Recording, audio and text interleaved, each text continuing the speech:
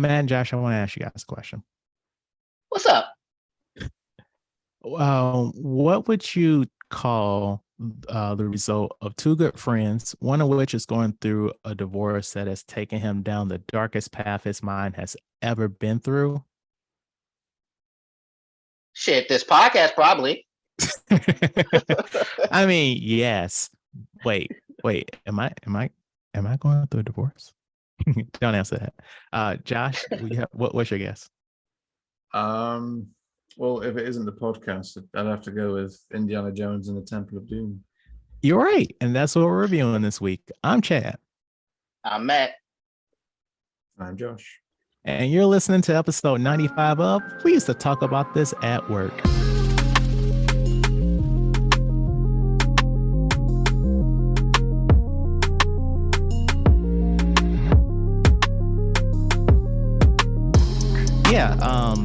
This is some dark times. I'm gonna sprinkle a little trivia here. This movie is so fucked that it is part of the reason that we have a PG-13 rating. Yeah, the wife watched this with me. She didn't really care for the first one, but what she did say when she was watching this one, she's like, "Oh yeah, this one has a totally different undertone than the first one did." Yeah. But so I just want to give I guess add an addition to last week's discussion when we were talking about Netflix, and I had like a complete brain fart. What I was trying to say was that with this whole you need to log into Netflix after X amount of time at your home base with a certain IP address, I was trying to ask, is that a way for them to combat like all these VPNs that are advertising you can watch Netflix in Japan, in America? hmm So yeah, that's kind of where my head was going. But Josh, do you have any thoughts on this whole Netflix thing? Could you give a bit of background? Because I know vaguely about it, but I don't know the details.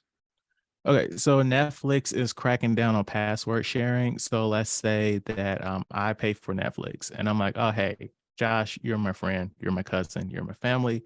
Here's my password so you can watch some Netflix. They're saying Josh doesn't live in the same house as you, Chad. Therefore, you cannot share that password with him. So they're instituting measures to stop you from logging in to Netflix in places that aren't your house. So, okay, I share a Netflix account with my family who live in a different house. So if this were to go ahead, presumably that wouldn't be possible. Is that Right. right? Right. Okay, my opinion is negative. No, that's not. I don't know. My opinion on Netflix generally has deteriorated, mostly because other competitors have entered that space, that streaming space, and in my opinion, do provide better value for money. And Netflix is its inventory, the films and shows you can watch in there is kind of contracted, or at least the quality seems to have declined. It used to be you could find anything on there. Now it seems it's quite restricted. So I feel like this route they're going down might be lucrative in the short term, but it might turn people away at the same time. I don't think it's going to be very lucrative in the short term because people are really quite upset about this. Yeah. Well, I mean, yeah, I agree. I don't think it's a good move, but I don't. I'm not the CEO. He probably knows what he's doing. I'm not sure. We'll see. Time will tell. But Josh, what's going on with you, man? Yeah, not much, which is usually a good thing. But what have I written in the notes? Oh yeah. I mentioned to you the other day I met the author of American Psycho, Mm-hmm. a chap called Bret Easton Ellis, and I got his book. This is a testament to the fact that I have nothing to talk about in my life. That's fine. It's a light news week for us all. Yeah, that's a good thing. It's a good thing. Yeah. It's a book. So he said he's always wanted to write this book because it's not really a novel. It's actually the true story about him growing up as like a cocaine addled teenager in California. And California was kind of beset by all these serial killers, all these weird cults that were happening at the same time. So he wanted to write a book about his experiences with that, but every time he tried to do it, he'd have like a panic attack. So he was never able to do it, and then he finally got around to doing it during COVID. So yeah, it's a book about that. I've only just started, so I can't really tell you anything. Okay. But That's it fair. looks interesting. Yeah. Yeah, I mean, I brought it up. Yeah, I need to finish it before I can say anything concrete. So by the next podcast, I'll be halfway through, I'm sure. That's It's fair. it's That's longer. You guys can see it. It's really big. That's thick. Oh yeah, that's like a textbook. Right. It is, yeah. Gonna test you on his childhood. So what was I doing in December of 1993? I mean, I'm surprised he remembers because he's on drugs for the whole thing. Okay. Just telling you about Check. his thoughts. Did you? I'm saying, speaking of books, did you ever finish that time travel coffee shop book? No, I said I was giving it up. It is back at the library. Oh, okay. Time travel coffee shop. Before the coffee gets cold. Oh, the Japanese one. Yeah. Yeah. I'm guessing that's Matt's recommendation. No. Oh, no. was- Sorry, He that was found very it. presumptuous of me. Stop being racist. it wasn't Cancel for me. me, but I'm not saying it was a bad book. It just wasn't for me. Yeah, I think When it you was a play found- originally, wasn't it? Say that again. I think it was a play, and then they turned it into a novel. Is that right? I'm not sure about that. I just know that it was originally written in Japanese and it was translated, but I don't know like any more of the origins. That could be true, but I don't know. Yeah, it's often the case with Japanese books because the language is so different. It feels a bit stilted when they translate it into English. It was so my thing was like it was multiple stories about the cafe in the book, and I'm like, oh, I don't want to do this. I just want one story about the cafe, just one. But you're getting your money's worth. You're getting loads of stories. I paid nothing. It was from the library. That's like you go to a cafe, for example, and you order a coffee, and then they bring over some scrambled eggs, maybe like an ice cream, and you're like, no, I don't want this. I just want my coffee. Which is fair enough, but you're getting extra food. Right. I hear you. Yeah, I would. I mean, just saying, I would eat that stuff up. Well, That is a wild combination to go from like coffee, scrambled eggs, ice cream. I was sick of random food.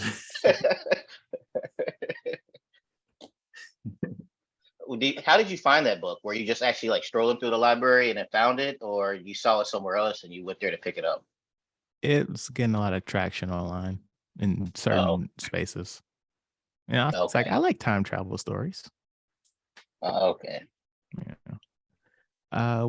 So tell us about your Valentines, Josh.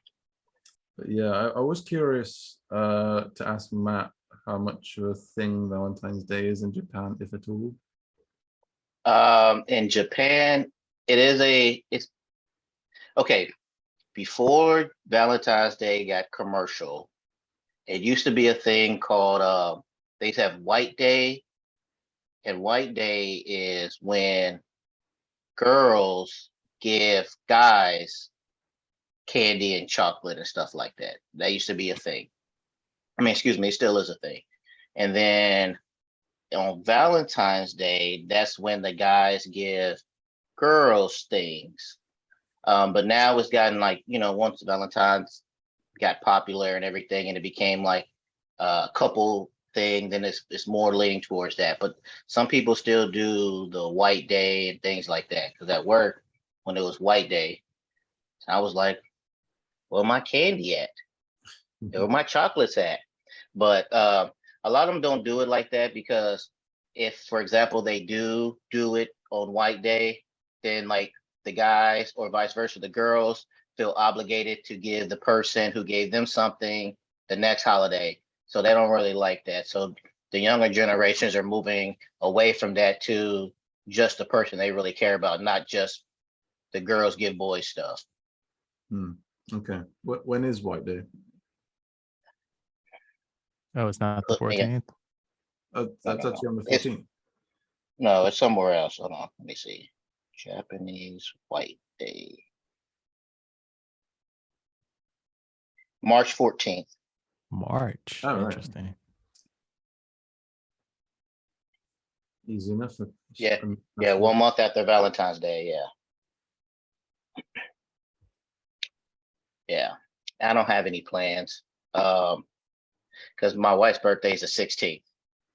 So it's always going to be the same way people treat me for my birthday being a week before Christmas, try to merge my birthday and Christmas together. I always merge Valentine's and her birthday together. That's funny. So do you do something on the 15th to cut the Nope. difference? She might get a card on the 14th. And then she gets something special on her birthday. And I'm like, oh, it's for both. Right. So yeah, I could tell her like so I know damn well she don't listen to this podcast. So yeah, I'm gonna so I'm taking her, I'm gonna surprise her, not on her birthday, but I'll give her a little small gift on her birthday. And then made reservation at this fancy restaurant, the type that courses, and it's gonna cost multiple hundreds of dollars. Yes, I'm gonna have that for this weekend. Okay. That sounds expensive, but fun. Mhm. Please take pictures. Oh yeah. I got this nice red shirt with this red tie. I'm about to shit on them. So I'm gonna be good. I'm definitely gonna be pictures. I mean, I meant the food, but okay. Oh yeah, of course. You see my Instagram. I always gotta post. I always gotta post this Japanese food on the gram.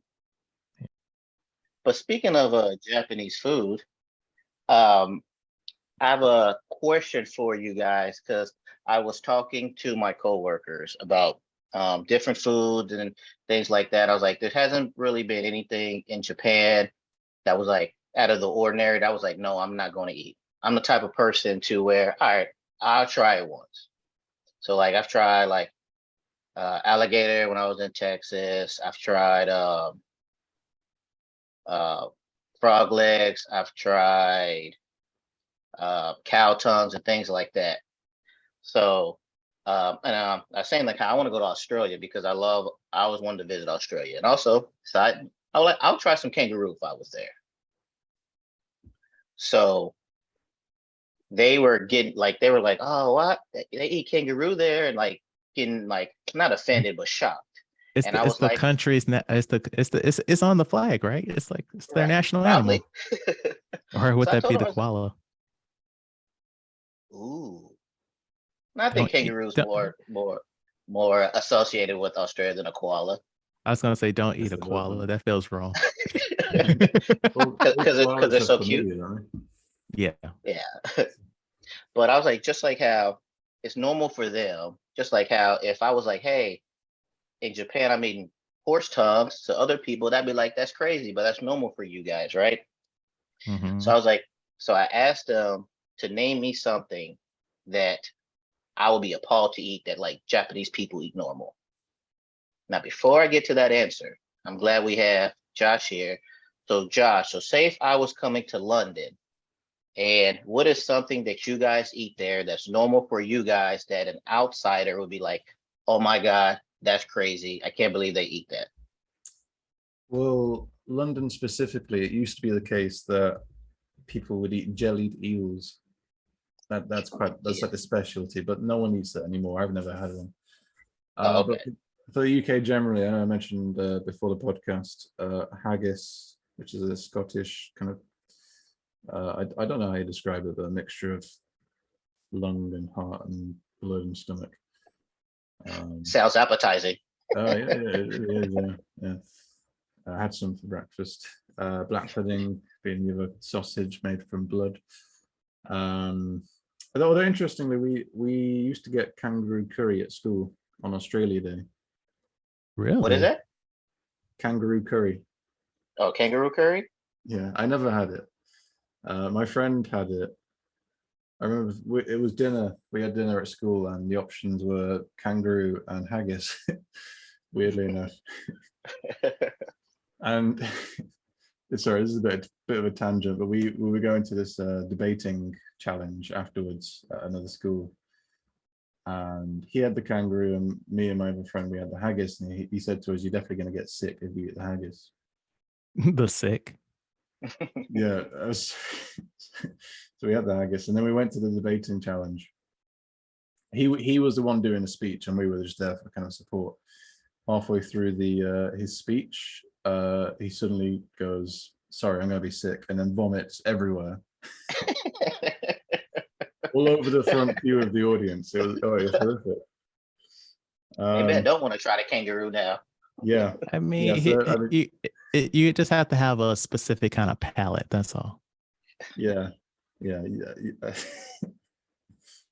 I mean, I asked him what it tasted like, and he said he couldn't remember. So I don't know.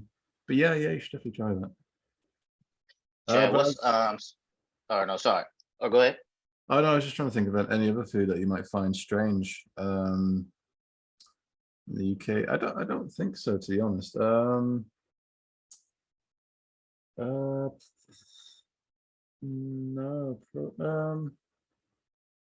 I'll have a think about it. Chad, have you anything you ever ate, any of the places you've been that might sound crazy to our listeners? Yeah, so we were talking about it before we hit record. I've had haggis, which is like sheep stomach and other parts, and it's because of the way that the FDA is set up, it's not legal to consume it in the US because it doesn't meet all of our food standards. So that was pretty wild. When we went to Scotland 2018 or 19, something like that. Okay. Because my coworkers brought up, they eat a name. I'm not even gonna try to pronounce it in Japanese, but it basically comes out to Japanese ice fish. And the thing is, because it's alive, you eat it alive.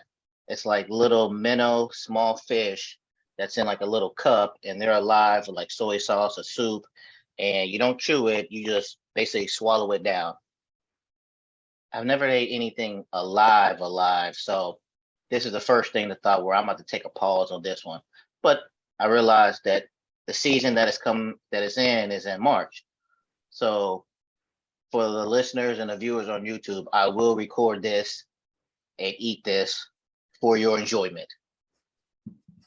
Would you guys ever eat anything alive? I mean, I don't like the idea of like swallowing something alive because even if it's not, I feel like my brain is going to tell me that it's crawling in my stomach, even though I'm sure the stomach acid would kill it. All right, well then I do too. First time I'll swallow it. Second time I'll chew it to see how it is. Okay. There's a cheese they have in I think it's Corsica. And basically they ferment it by putting live maggots in it, and they just eat it basically, and then you eat the cheese with the maggots still in it. Yeah, that's gonna be a no for me. I can't see myself eating a maggot. Yeah, hard pass. Matt, you saw a movie this week also? Yes, I had a chance to check out Empire of Light. It's a movie. Go ahead. That's not a movie I would think that you will like. And why you say that? I haven't seen it, but based off the trailers, it feels more art house. Yeah, I don't know why I watched it. It was like, oh, it's about a movie theater and an old lady. I was like, this should be some nice movie. Looks like they might be in a relationship. So I was like, let me check this out. So it was good. It's basically about this older woman played by Olivia Colman. She works at a movie theater. This is in London in like the 1980s.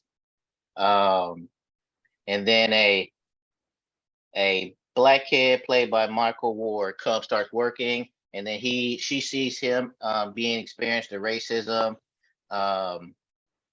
and stuff like that, and they basically have a sexual relationship, but then she's like bipolar, and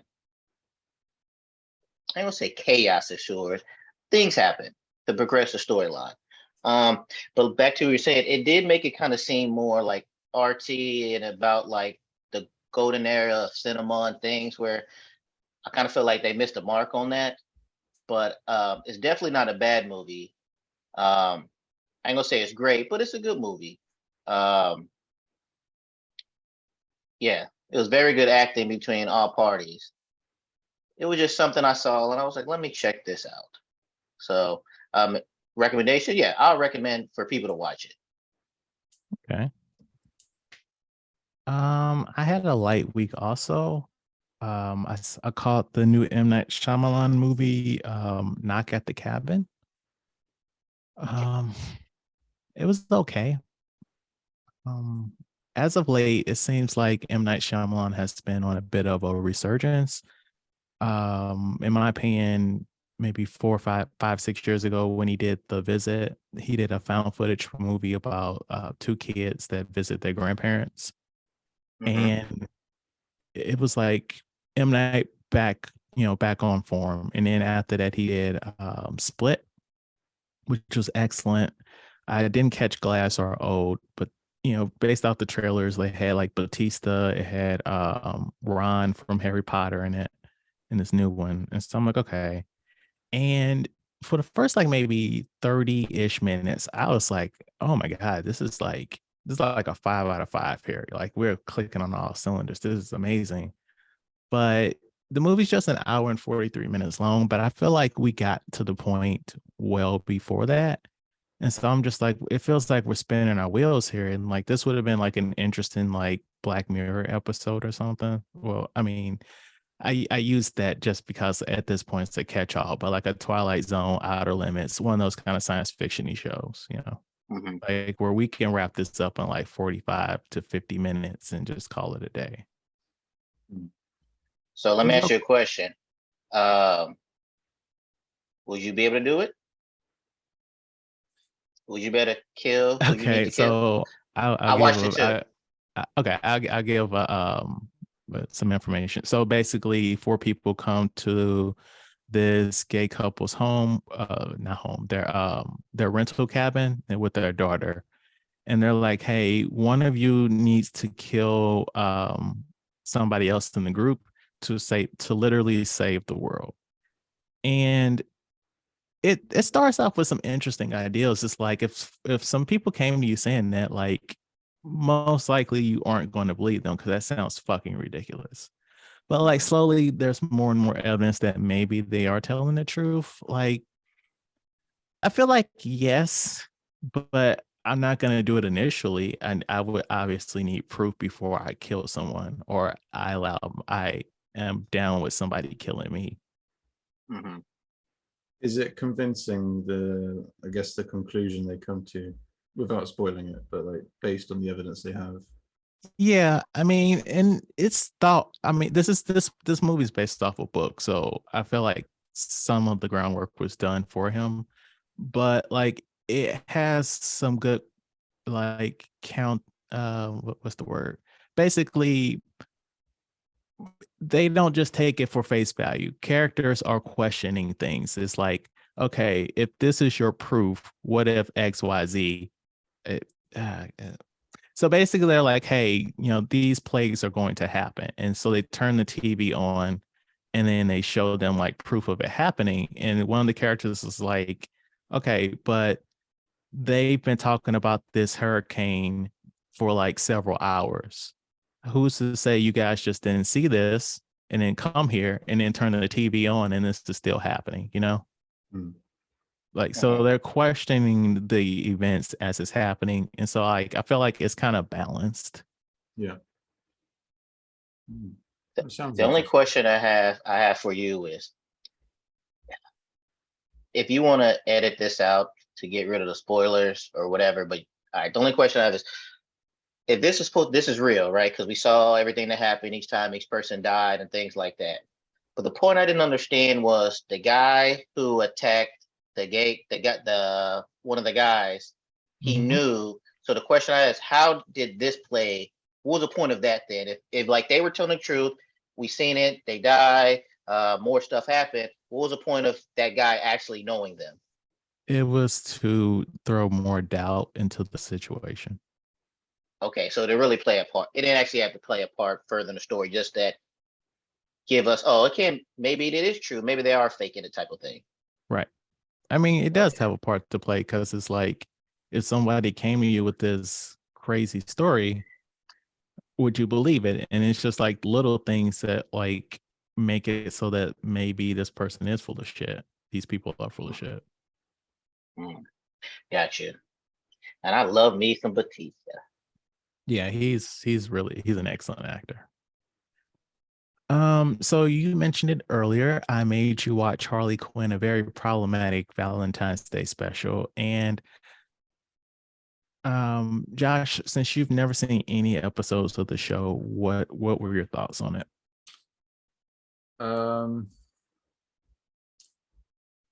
Yeah, I didn't really know what to expect going in. I'm only familiar with Harley Quinn as Joker's kind of girlfriend.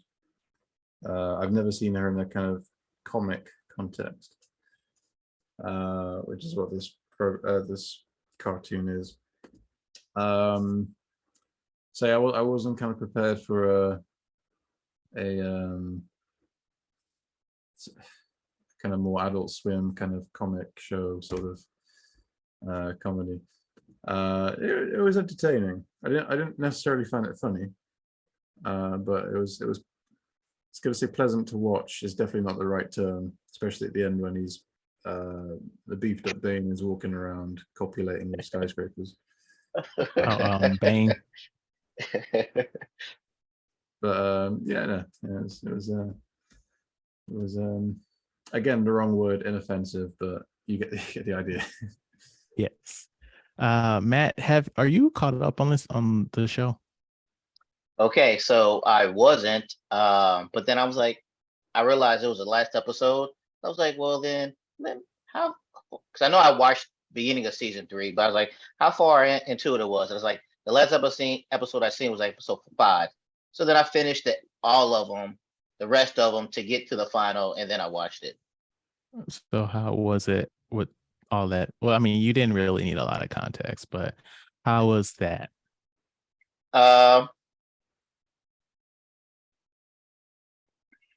It was fine. I mean, it didn't surprise me. It's like that stuff like that has been the tone of the season since day one.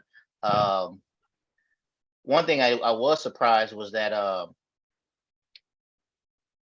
Abbott Elementary listeners will know that Hawkman was his name. Mm-hmm. Hawkman and Hawkman was played by Everybody Hates Chris and Quinto. That was their voices. But no, I enjoyed it for what it's worth. It's just another thing that happens in this series. Because just like Josh says, that's what this whole the sexual stuff, that's what this is. This is just what Velma should have been like. Spoilers, Matt. Spoilers. Sorry. What'd you think about it, Chad? So I thought it was okay. I only got up to episode 2 of season 3.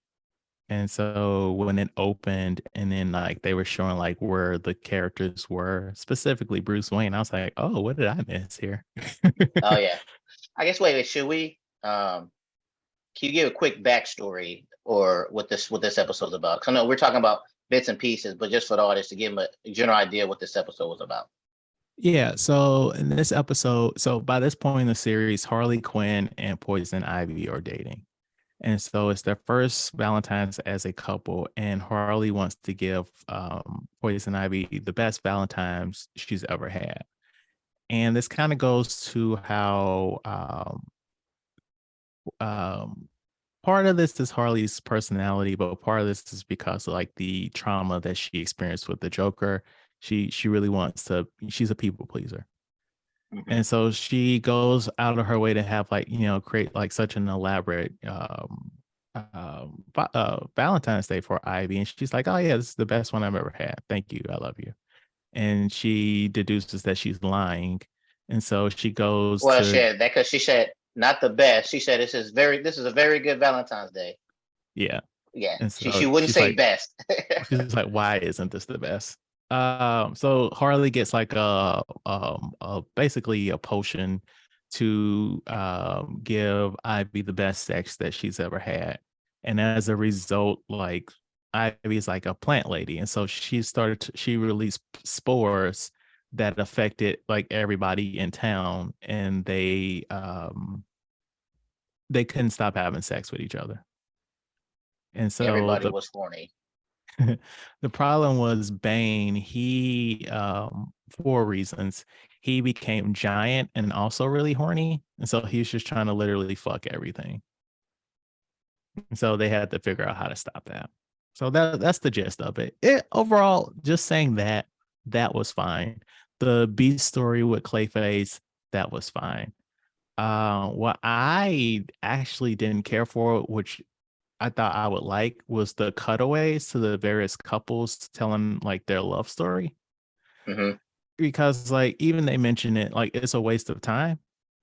Mm-hmm. And like they're Right. like, we need to fill time. And I thought the episode was going to be it opened with Superman and Lois telling their story. And I thought it was gonna cut away to like a date of theirs or something. Like, we get like a few minutes, like a cutaway to like, oh, here's them on a date. How do they react and stuff? But no, it's just them talking to the camera and then on with the show. And I feel like it was a waste of Quinta, and everybody hates Chris. And I hope that at some point down the line they appear in that episode proper. Right. That's another, like, a lot of those characters was like the first time these characters has been on screen, and then they just did this little interview session and that was it. Yeah. But yeah, okay. So we're gonna do like a bit of a sandwich here. So that was decent. Let's talk about some shit. Let's get this out the way. So did you finish Velma, Matt? Yes, I did. And did you watch any of it, Josh? Have you No. seen any of it, I should say? I've been told Okay. not to see it as well. It's not a good time. No, it's not. Okay, It's so been, spoilers. It's season 2 though, Fred's isn't it? mom. Huh? It's been greenlit for a season 2, isn't it? Yeah, and we kind of speculated that they probably initially got greenlit for 20 episodes. And so they just split those 20 into like 2 seasons. Yeah. Okay. Because I wouldn't be surprised if season 2 comes out like in June or something like that, because it's like done. But yeah, spoilers, the killer is Fred's mom. Because don't watch the show. Yes. And I was like, speaking of last episode, was like, we watched this shit so you don't have to. I went on there and I was like, let me see if I can trademark this. And then I went on there to look through the process of how to trademark this. It was like $300 for an application fee. I was like, nah, it's okay. They can keep that. Anybody can use it if they want to. Wait, what did you just say? It's $300 for the application fee to try to trademark something. Oh, I feel like that's such a like general term, but we should get our lawyers on people, that anybody that says our words. So I agree. Hey man, we gotta get this merch. We gotta get this merch out. I mean, we gotta start selling things. Yeah, I wanted to like this show, but it's just like, what was this writing? Oh, that's what I meant to do. Talk some on yourselves. Do you know the writer for this? Mindy Kaling? No. The writer of the episode? No, the writer of the show. Is it not? I thought it was Mindy Kaling. No, and apparently she's just an executive producer. So I know we were shitting on giving Mindy this hatred, and I want to give it to the right person. Well, the problem is she's the face of the show, so that's Right. why she's getting the hate. Charlie Grandy. There we go. Charlie Grandy is. I don't want to just give. I'm going to give this hate to everybody involved. So Mandy, yes, but also Charlie Grandy. Grandy. Okay, why are you spelling his name? Like why are you spelling how to find him? Because I want our beehive to go attack him on social media. Do not do that. We do not condone that. We do not condone that. Oh yeah, you're right. All right, and then let's talk about some good. Are you watching The Last of Us, Josh? I'm the only person who isn't, but I've been told to. Because you're an Xbox person. Well, yeah, I guess that's probably the reason why. Yeah. Yeah. No, I'll probably get around to it. All right, I've so heard it it's was good. it's quite good. So it was it's kind of nice. This was a two-part episode, and we got the episodes a little sooner than normal because they aired the fifth episode before this past Friday to not compete with the Super Bowl. Smart. But what did you think of these two episodes, Matt? Episodes 4 and 5. 5 was amazing. I love 5. 5 took me back to the game. 5 to like 4 explained some things about Henry and the backstory and like some stuff I remember from the game, some stuff I don't. Good storytelling.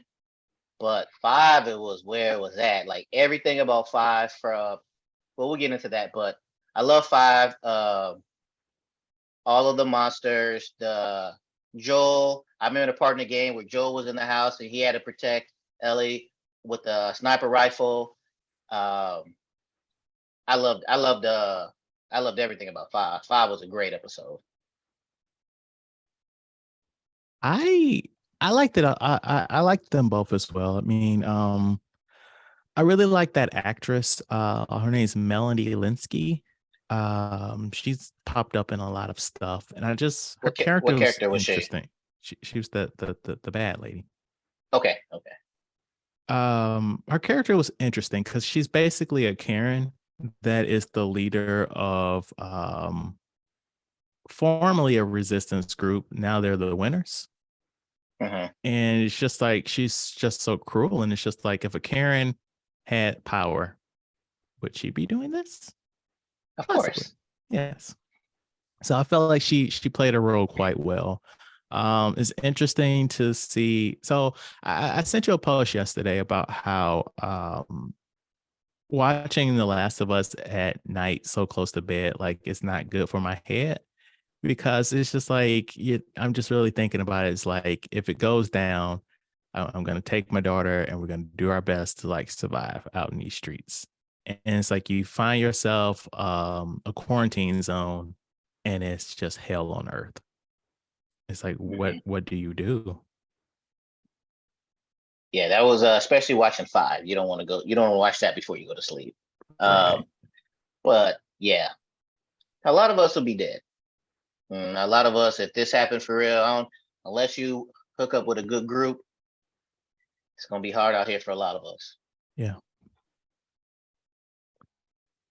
But yeah, the show continues to like click on all cylinders. So I I like have how you say no click. yes, it bloats as well. Yes. I have no doubt that when that finale hits, the internet is going to be on fire. Yeah. Um, I think playing the game has made me enjoy this more. I mean, I Mm-hmm. think I enjoy it if I didn't play the game, but it's like that Leonardo DiCaprio meme when he's sitting on the couch and he's like this, he's points at it. Like Oh, that's how I am whenever I recognize something from the game. Just like the daycare thing underneath it. mm-hmm. I was like, oh, I remember that. Yeah, so it's good. Is it With the this same making, story? yes and no. Overall, yes, it's the same story, but they are changing things as you go along. No, okay. Like for Okay. example, will you say that lady is not in the game? Yeah, like so the episodes 4 and 5 takes place in Kansas, but in the game that was like Cincinnati or something like that, Philadelphia or Mhm, something like that. And like mhm. that's not what happened. Like the general just like they got stuck in a town and they had to figure out a way to get out. That's that general thing, but like the details, they changed those. Okay. Fair enough. Yeah. So I guess we're We're really doing these short episodes, huh? That takes us to this week's review of Indiana Jones and the Temple of Doom. I'm a professor. I have to get back to my university. You will stop at Bangkok. Bangkok is not on the way to Delhi. I think that somebody believes the good luck rock from this village is one of Lord Shankara's stones. There were 5 stones in the beginning. Over the centuries, they were dispersed by wars, sold off by thieves like you. Indiana Jones is back for another adventure, but funny enough, this is a prequel, where he, his sidekick Short Round and new heroine Willie, explore a palace, and some fucked up cult shit is happening. But it's okay, because at the end of the day, they make it out. They came from off the top, y'all. So, sorry. So I mentioned at the top of the episode that this one's is pretty dark, and I remember this being like my favorite of the original 3 at the time. When I first saw these movies, there were just 3. I really connected with my little cousin, because he watched it with me, and he was like, "Oh yeah, Short Round. He's little like me, so yes, I'm here for it." So that's part of the reason I liked it. But as an adult, I'm just like, what is this thin ass like female character that we wrote here, guys? And this is pretty fucked up. What's happening here? It's an interesting story. I feel like some stuff was cut. Because it's like I would have liked them to explain more stuff with that little child prince that they had brainwashed.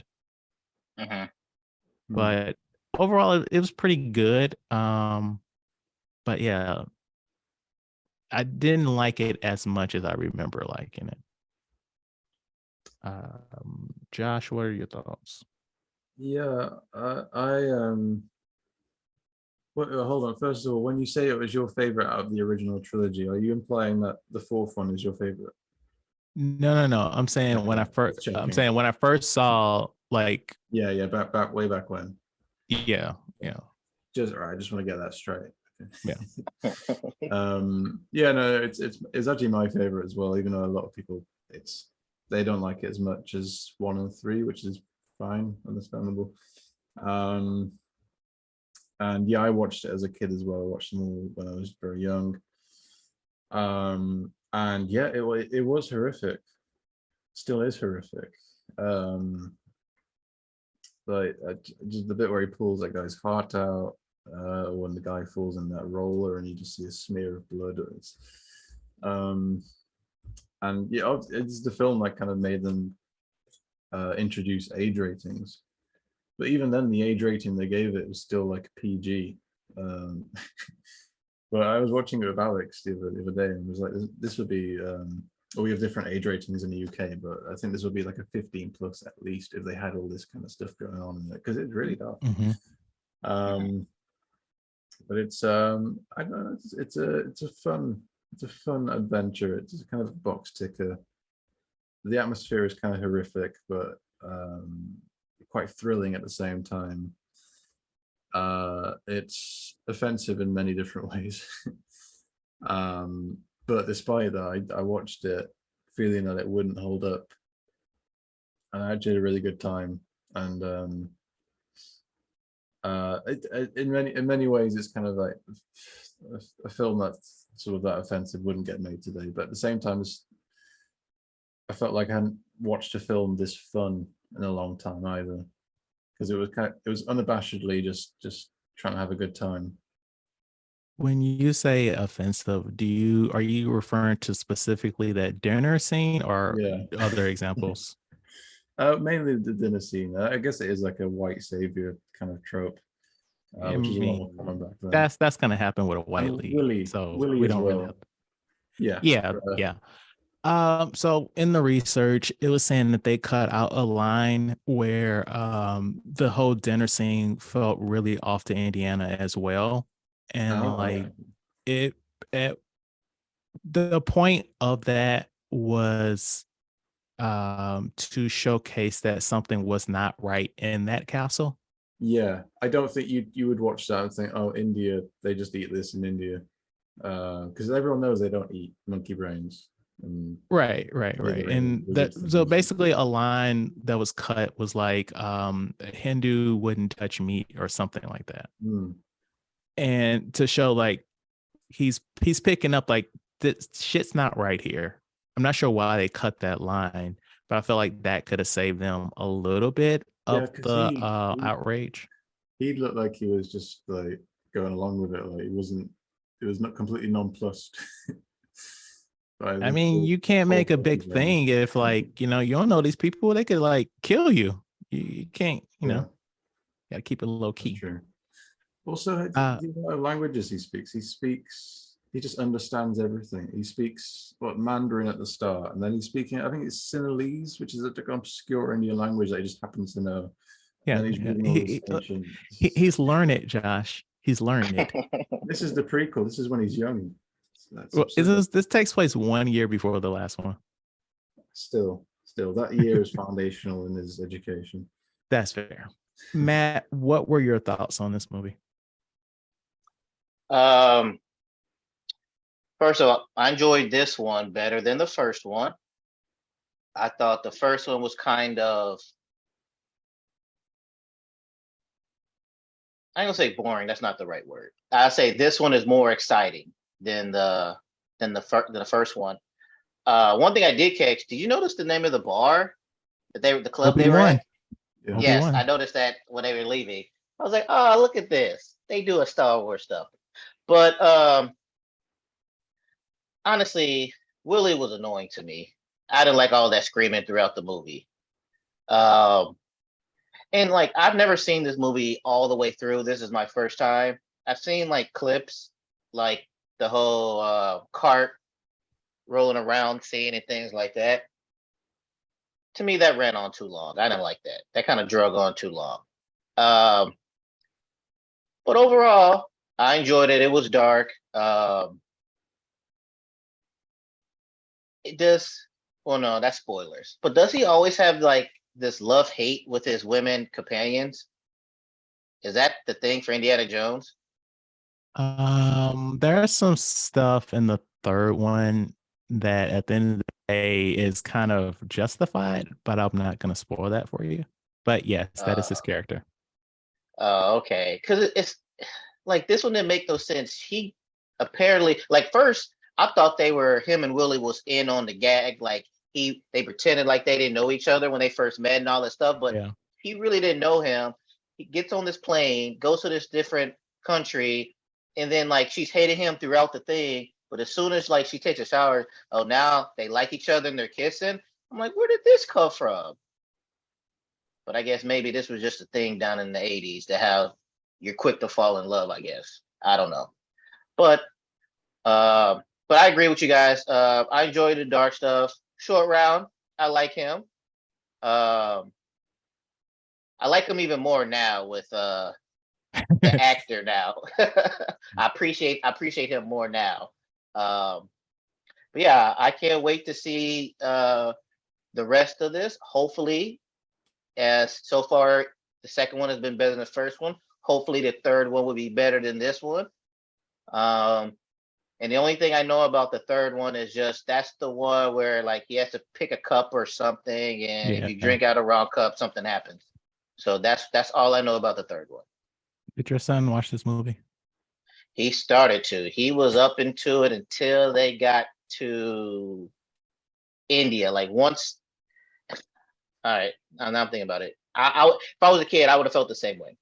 The whole plane thing, and then what we gonna do? We just gonna hop out of a raft from a plane and just hit the snow.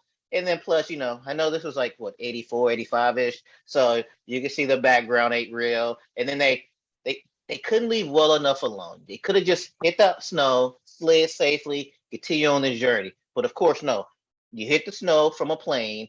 Now you got to go off a cliff to hit the water, and we're still safe and no problem. That's when he was like, yeah, this ain't it. And then he left. But before that, he did like Short Route though. Yeah, yeah, I was just curious, like, as a young man, what his thoughts were on it. Because he was like, when I was like, want to watch this movie, he's like, what movie? And I was like, just watch it. And then once it started, I was like, he was like, they said his name. And he was like, oh, that's Indiana Jones. So the kids has heard of these people, Oh, these I folklore mean, heroes. cause the new one's about to drop. Right. So as one thing I was thinking about this, I was like, how come they never made an Indiana Jones video game? I think that would be good. So then I was like, hold on, before I say this, let me look this up. So apparently there's been a lot. And Yeah. apparently, but nothing recently as far as like the newest ones are Lego Indiana Jones. But what I was thinking more of a Tomb Raider, Uncharted type of thing like that. The last thing I read was like a PS3 version of an Yeah. Indiana Jones. But I thought a good Indiana Jones video game would be pretty good to play. There was the Emperor's Tomb back in the early 2000s, which was I a bit think like that's what he's Tomb Raider. talking about. The Okay. PS2, PS3. Yeah, there was one like that. So Microsoft is acquiring all these studios, and I think Bethesda, right? I did not know that, but okay. Right. Well, some studio that they acquired or are attempting to acquire right now was working on a Indiana Jones game, and it's going to be Xbox and PlayStation. But since Microsoft owns them or is in the process of owning them, it's going to be Xbox only. So this year or next year, probably next year, Okay. a new So indie game. Right. Cause I'm just figuring like as a pop culture icon as Indiana Jones, I would have figured that would have been like as many times they throw out a Spider-Man game, that should be throwing out an Indiana Jones game. Mm. No, I agree. I mean, it's at this point though, like what would be the point of that? Like since we have Uncharted and Tomb Raider and stuff, The name brand. People flock to stuff for the name brand. That's true. That's true. I mean, but also like when did the third one come out? 80, I want to assume what? Late 89. 80s? 89. Right. So then in the newest one they come out to what? 2000 7, 8, I don't know something like that. Right. So it's like the games when the version of the game I'm thinking of, it would need a newer concept for it to work with. I mean, I guess they could have just make one and just base it off like Temple of Doom or something like that. No, people don't want it. People want other adventures. Like there were like plenty of books that they could, base a game off of, or a whole original concept. Like, wait, this is based off a book? No. I'm saying they wrote books. Oh, okay. Like something I get it. Like Harrison Ford was like super busy in the 90s, but it'd have been super cool to have some Indiana Jones movies in the 90s where like, the 80s movies, they were like before the war. And so like maybe an adventure like during the war. Cause if correct me if I'm wrong, Josh, the fourth movie that takes place in the 60s or the 50s. Either or. It's in the Cold War. I know that. Yeah. So let's just say 50s, because like this latest one is coming out this year is going to be in the 70s. So it's like kind of moving with him with his age, and so it would have been really neat to see him like doing some stuff during World War II. Before watching this, I didn't know it was a prequel. So you're probably going to give this information for the trivia dump, but do you know why they did it a prequel after the first one? So at the end of the first one, he was with Marion. And so they were like, okay, we don't really want to bring her back. Nothing against her, but we want like each story to be self-contained. And so they didn't want to go through the whole, they broke up. So this just happened before that movie. Or they could have just did a movie without her. What did you say, Josh? Well, then the question is, why is he not with Willie in Raiders of the Lost Ark? But they ain't know they're making a third one, all right? They just boom, boom, boom. Right. They could have just said, she's on vacation or something. They just kept it moving. Or like just not mention her, but Yeah, yeah. But all right. What do you guys think the Rotten Tomatoes is on this movie? I'm gonna say high for Indiana Jones, and honestly, this is probably the first Indiana Jones, Temple of Doom. So I'm gonna go with an 83. I was thinking 83. I'm gonna go 86. Matt, you're right on the money. 83% Really? with 71 reviews. Yep. That's was gonna say interesting. You guys, that osmosis there.